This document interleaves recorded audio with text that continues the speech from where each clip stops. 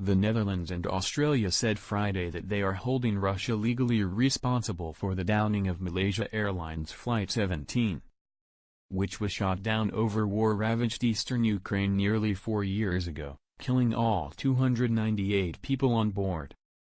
The announcement by the foreign ministers of both countries came a day after international investigators announced that the missile system that brought down the Amsterdam-Kuala Lumpur flight came from a Russia-based military unit.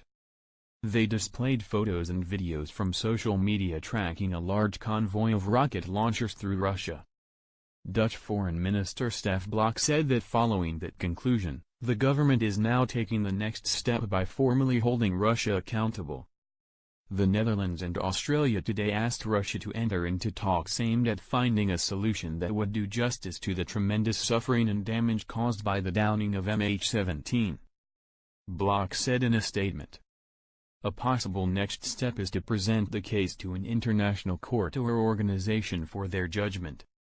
Russia denies involvement in the July 17, 2014, missile strike that blew the Boeing 777 out of the sky at 33,000 feet, about 10,000 meters, over war-ravaged eastern Ukraine.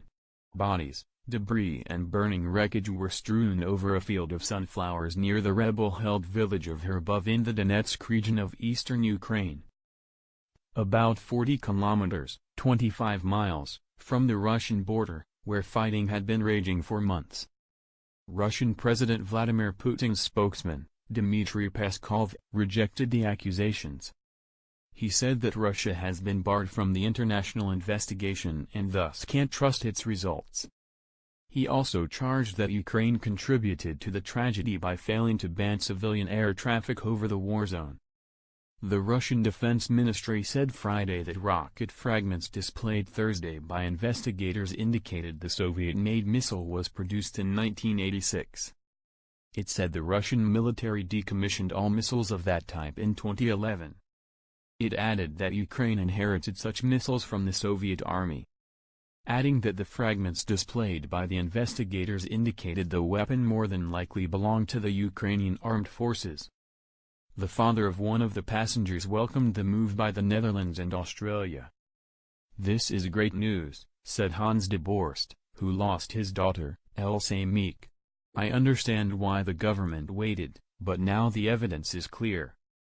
Celine Frederiks Hoogzand, whose son Bryce and his girlfriend were on board the Malaysian flight, said the investigation's findings was an important step forward and the decision to hold Russia responsible was 2 steps forward.